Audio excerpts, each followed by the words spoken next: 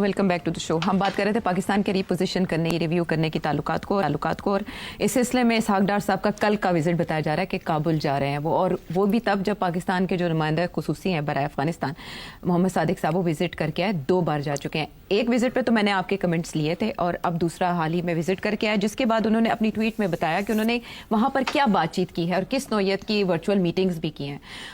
مین while وزیر خارجہ اسحاق ڈار صاحب کا وہاں جانا, ڈپٹی پرائم منسٹر بھی ہیں, کیا سمجھتے ہیں آپ کہ وہاں جو معاملات الجھے ہیں اب وہ سلجھاؤ کی طرف جائیں گے, keeping in mind the reports جو چھپی ہیں امریکی جرائد؟ دیکھیے حالات اتنے خراب ہیں کہ بہتر ہی ہو سکتے ہیں, اس سے زیادہ خراب نہیں ہو سکتے.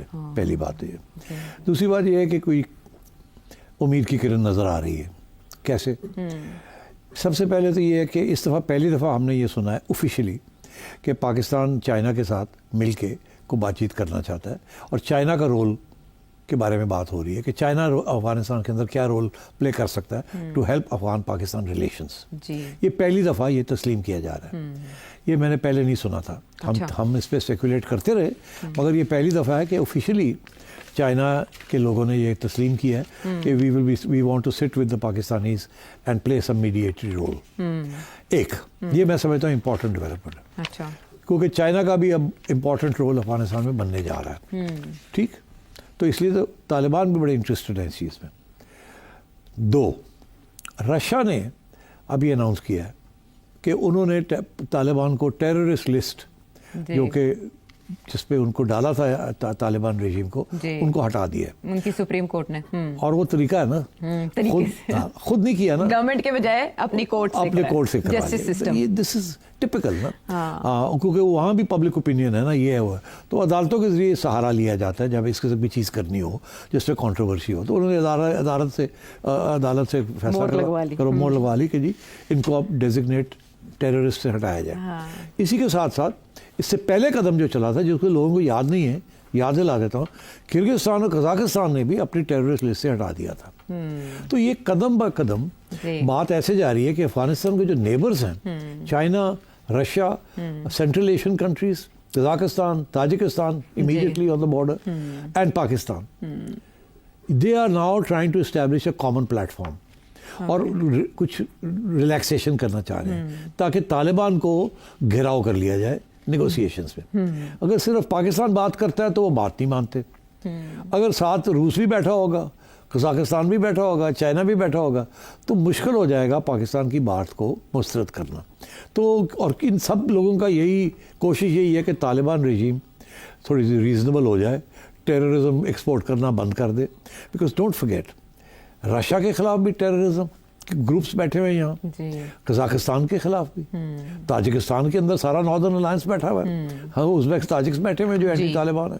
تو ان کا بھی انٹرسٹ ہے, اور افغانستان کا بھی انٹرسٹ ہونا چاہیے کہ ان کو بھی نیوٹرلائز کیا جائے. جیسے افغانستان کے اندر لوگ بیٹھے ہوئے ہمارے خلاف, تاجکستان کے اندر لوگ بیٹھے ہوئے ہیں افغانستان کے خلاف, طالبان کے خلاف, اور اسی طریقے کے ساتھ قزاقستان کے اندر جو حکومت ہے اس کے خلاف جو گریلا گروپس ہیں وہ افغانستان میں بیٹھے ہوئے ہیں, اور تاجکستان کے اندر کچھ لوگ بیٹھے ہوئے ہیں جن کا تعلق ان لوگوں کے ساتھ ہے جو افغانستان میں بیٹھے ہوئے ہیں, اسلامک اسٹیٹ خوراسان, جو تاجکستان سے بیٹھ کے اور روس کو اٹیک کر رہی ہے, ماسکو کے اندر اٹیک کیے.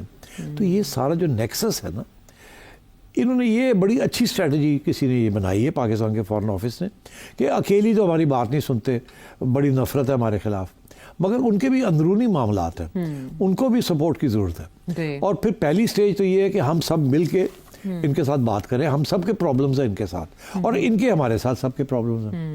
یہ ان کو کیا چاہیے اور ہم کیا دے سکتے ہیں, اور ہمیں کیا چاہیے اور یہ کیا دے سکتے ہیں. ہمیں یہ چاہیے کہ جو لوگ ہمارے خلاف بیٹھے ہوئے ہیں ان کو فارغ کیا جائے. ان کو کیا چاہیے, ان کو چاہیے تجارت, پیسے اور ریکگنیشن. تسلیم کرنا. جب تسلیم کریں گے تو ان کی پھر ماڈریشن بھی ہوگی, پھر ان کے ساتھ آمد و رفت بھی ہوگی, تجارتی ٹریٹیز بھی ہوں گی, انٹرنیشنل گلوبل آرڈر جو ہے رولز بیسڈ آرڈر اس کے ساتھ پھر اگریمنٹس بھی ہوں گی, اور سب کچھ چلے گا. ابھی تک بیکاز انہوں نے ضد کی ہوئی ہے on the role of women, اور یونائٹڈ نیشنز کے اندر بیشتر ملک جو ہے وہ they are taking issue with the Taliban کہ آپ یہ کیا کر رہے ہیں, اور ہم بھی نہیں سپورٹ کر رہے, کیونکہ ہم کہتے ہیں جب تک آپ یہ ٹیررزم ایکسپورٹ کریں گے ہم کیسے آپ کو تسلیم کر لیں. تو یہ اب لین دین کی بات شروع ہوگی. میں سمجھتا ہوں یہ پہلی دفعہ ایک سیریس اٹیمپٹ ہوگی.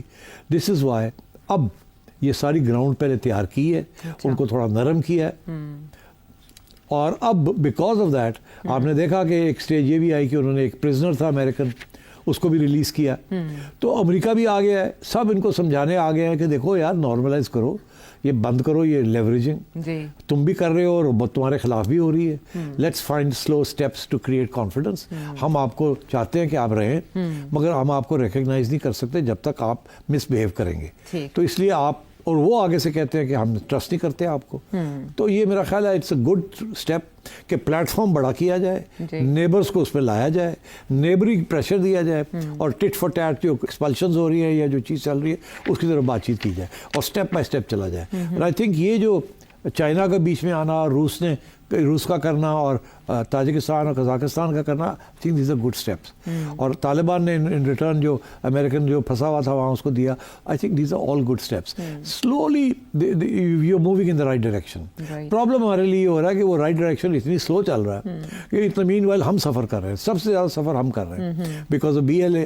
اور یہ دو جو وہاں بیٹھے ہوئے نا یہ ہمیں بڑا تنگ کر رہے ہیں, مگر اب یہ چائنا کو بھی تنگ کر رہے ہیں نا. جی ظاہر اٹیک ان کی چائنا کو اٹیک کر رہے ہیں, ہاں چائنیز ایسٹس کو یہاں اٹیک کر رہے ہیں. تو چائنا کا بھی ایک ویسٹڈ انٹرسٹ بن گیا اب, اور اب پہلے تو وہ مداخلت نہیں کرتے کبھی نہیں, اب ان کو کیوں وہ خود ہرٹ ہو رہے ہیں, ان کو خود ان کے اوپر اٹیک, اب ان کا بھی انٹرسٹ بن گیا کہ یہ روکا جائے. تو میرا خیال ہے اب چائنیز بھی بڑے پیار کے ساتھ ان کو سمجھائیں گے.